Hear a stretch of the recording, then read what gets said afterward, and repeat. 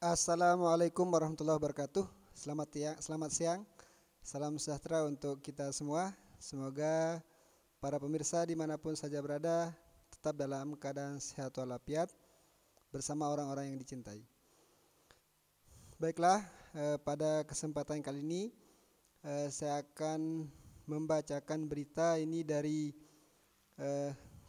Sekjen PDIP, yaitu Hasto Kristianto, yang mengomentari terkait laporan terhadap Anies Baswedan yang dianggap melakukan pelanggaran kampanye, di mana si Sekjen, ya, Pak Hasto Kristianto ini memberikan dukungan sepenuhnya kepada Bawaslu terkait pelanggaran yang dilakukan oleh Anies Baswedan. Kira-kira seperti apa beritanya? Marilah kita baca. Kali ini saya kutip dari wartaekonomi.co.id dengan judul "Dukung Putusan Bawaslu, Hasto nilai Anies lakukan pelanggaran serius." Tentu dalam menilai tuduhan pelanggaran, ya, yang disangkakan kepada Anies Baswedan ini, kita harus melihatnya secara jeli. Kenapa? Karena kubu lawan politik, ya, ketika mengomentari atau ketika memberikan komentar terkait Anies Baswedan itu, apalagi ini menyangkut masalah etika, langsung dijudge bahwa Anies itu melanggar etika. Padahal di kesempatan yang sama, ketika yang melakukan ketika yang melakukan pelanggaran tersebut, ketika melakukan hal yang sama itu adalah dari kubunya sendiri, itu tidak dinilai sebagai suatu pelanggaran. Misalnya ketika Ganjar Pranowo melakukan kunjungan ke daerah-daerah, begitu juga dengan Erick Thohir, ya, yang santer dihubungkan dengan pencalonan apakah sebagai capres atau cawapres di pemilu 2024, itu tidak dianggap sebagai suatu pelanggaran. Padahal itu adalah sesuatu yang tidak berbeda yang dilakukan seperti yang dilakukan oleh Anies Baswedan.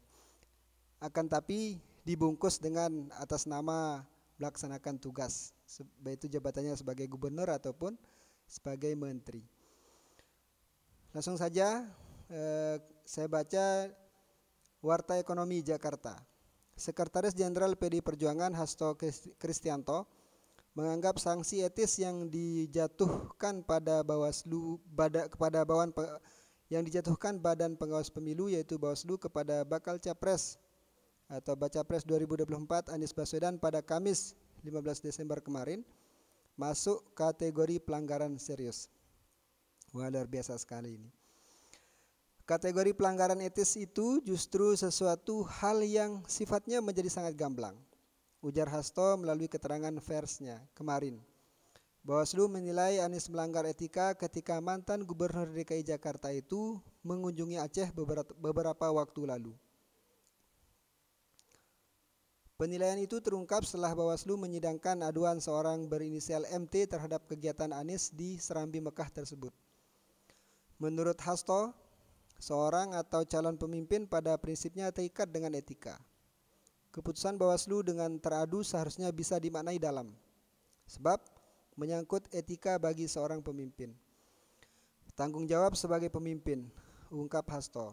Sebelumnya, Bawaslu menilai kegiatan safari politik Anies selama di Aceh kurang etis dan dianggap melakukan kampanye terselubung Pilpres 2024. Ditinjau dari sisi etika politik, kegiatan safari politik yang dilakukan Anies Baswedan dapat dipandang sebagai tindakan yang kurang etis, telah melakukan aktivitas kampanye terselubung dan terkesan mencuri start dalam melakukan kampanye sebagai capres dalam Pilpres 2024, ujar anggota Bawaslu Puadi. Nah, ini adalah sesuatu yang aneh, ya. Mengapa saya menyebutnya sebagai sesuatu yang aneh? Karena aturan terkait kampanye itu sendiri belum dibuat oleh KPU, ya. Belum dibuat oleh KPU, akan tapi pelanggarannya sudah ada. banyak yang mengkritik KPU ini, Bawaslu ini dianggap seperti pengamat dia. Dia mengomentari sesuatu yang bukan sebagai kapasitasnya.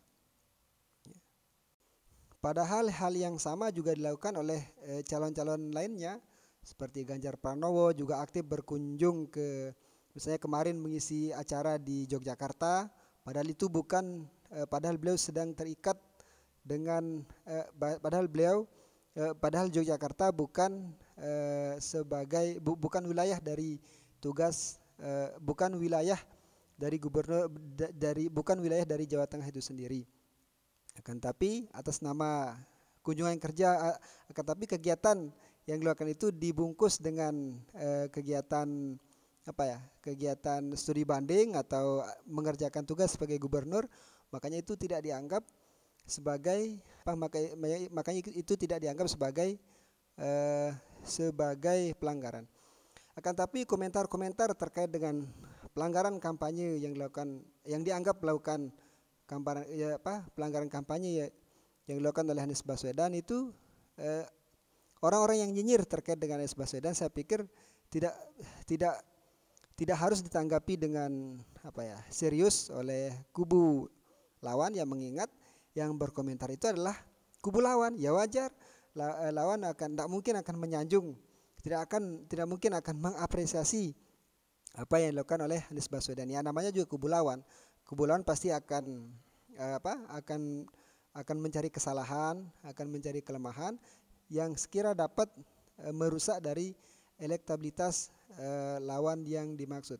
Maka dari itu sungguhnya apa yang dikomentari oleh termasuk Bawaslu, termasuk timnya Ganjar Pranowo, termasuk Hasto Kristianto selaku Sekjen PDIP, bukanlah sesuatu yang harus dikhawatirkan. Kenapa? Karena namanya juga beliau adalah lawan politik, dan sepertinya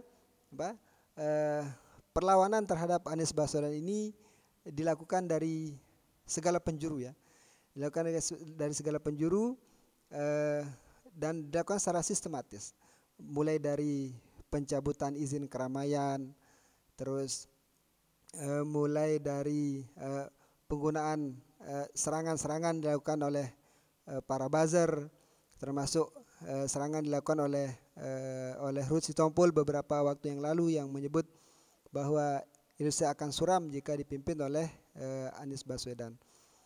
Hal semacam ini sudah bisa secara mudah kita baca, ya, sebagai suatu fenomena politik yang yang lumrah terjadi. Pada saat ini Anies Baswedan diserang dengan isu etika, misalnya. Terkait dengan etika dalam politik, etika adalah sesuatu yang sangat tinggi, ya.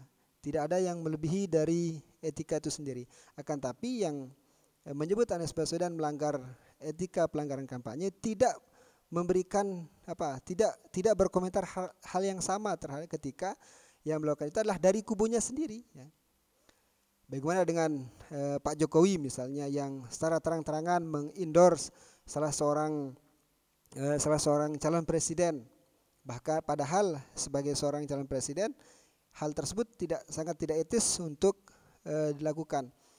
Sebagai contoh apa yang dilakukan oleh SBY ketika beliau akan berakhir masa jabatannya di periode kedua pada tahun 2014 misalnya, beliau sama sekali tidak mengendorse salah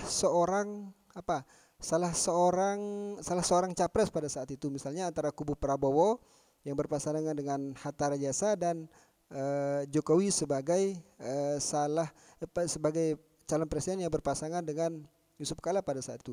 Beliau tidak mengendorse salah satu dari keduanya. Pak SBY tidak khawatir kalau kebijakan-kebijakan yang dibuat, yang dikeluarkan selama menjadi presiden dua periode, beliau tidak khawatir kebijakan tersebut akan dihapus oleh pemerintah setelahnya. Itu tidak ada kekhawatiran sama sekali. Beda kondisinya dengan saat ini, yang dimana sepertinya ada kekhawatiran dari Pak Jokowi, seandainya Indonesia dipimpin oleh bukan orangnya beliau, bukan tangan kanannya beliau, dikhawatirkan kebijakan kebijakan yang ditelurkan selama 10 tahun beliau memimpin Indonesia itu akan dihapus. Salah satu yang paling dikhawatirkan adalah terkait dengan ibu kota negara atau IKN. Jangan-jangan seandainya Anies Baswedan atau kubu oposisi yang memimpin Indonesia, maka IKN akan di stop pembangunannya. Itu seperti itu yang diungkapkan oleh para pengamat sejauh ini. Maka dari itu para timnya Anies Baswedan harus mensikapi kritikan ini sebagai akan menghadapinya secara bijak ya. Menghadapinya secara bijak, tidak malah dihadapi secara emosional yang besar kemungkinan hal tersebut bisa menjadi bumerang bagi Anies Baswedan.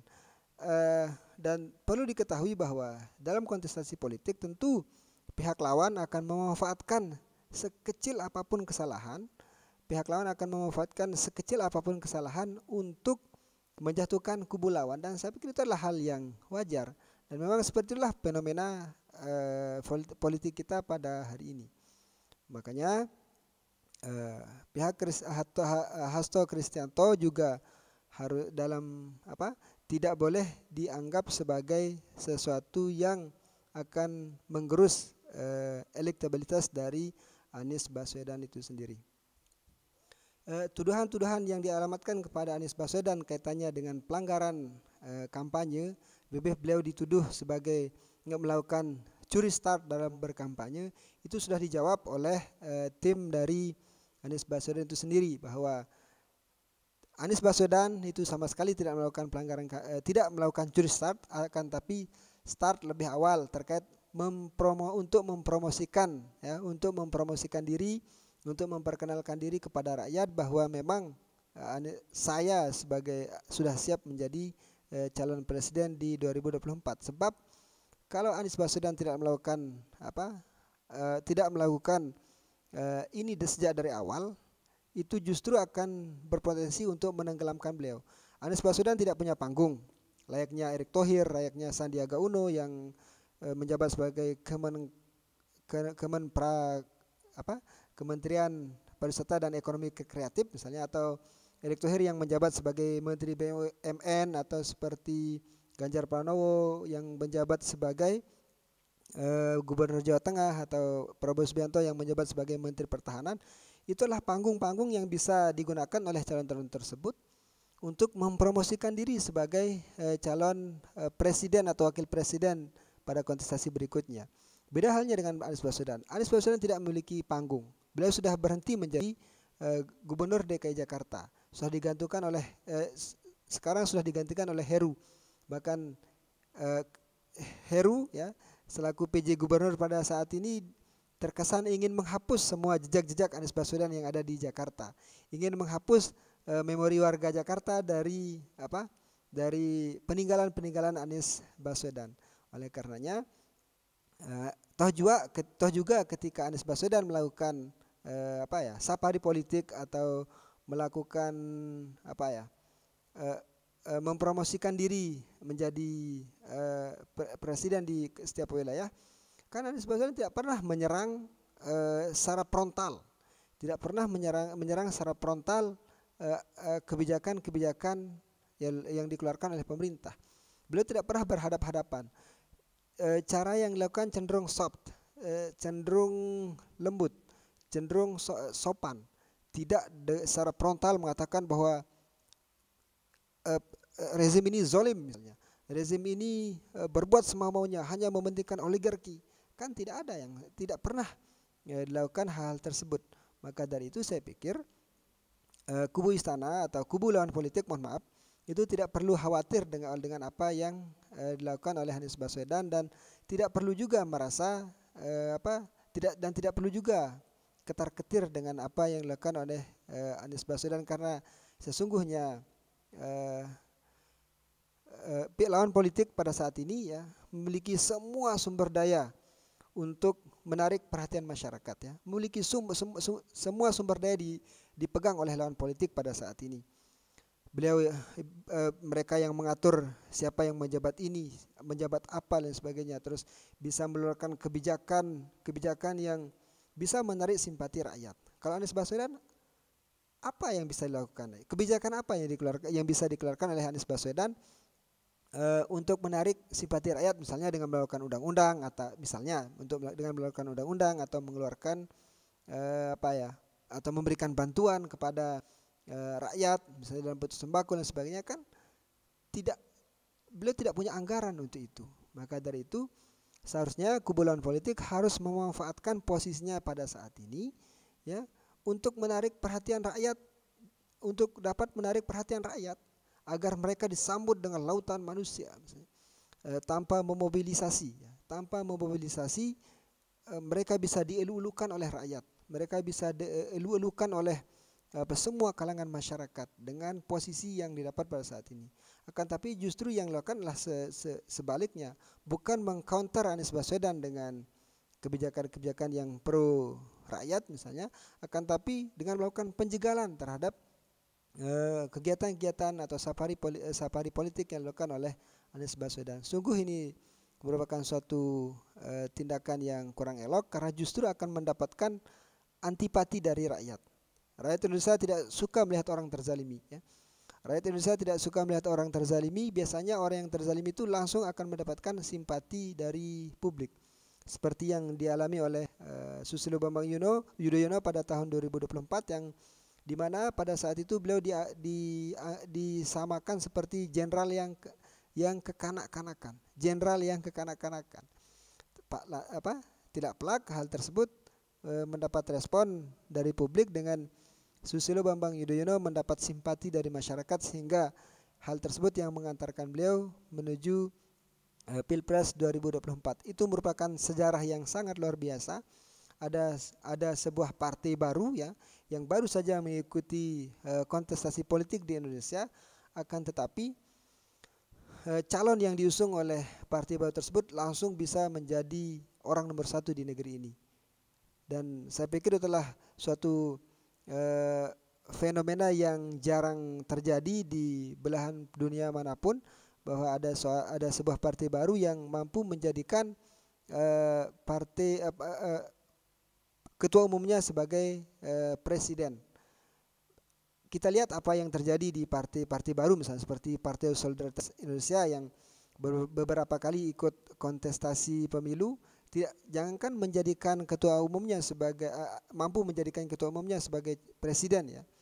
Untuk lolos ke Senayan saja itu tidak mampu. Begitu juga dengan Partai Perindo, ya. Siapa yang meragukan kekuatan kapital dari Haritano Sudibyo misalnya, itu beliau orang kaya, termasuk salah satu orang kaya yang ada di Indonesia, kan tapi beliau juga tidak mampu untuk meloloskan calonnya menjadi calon presiden, bahkan tidak lolos ke Senayan.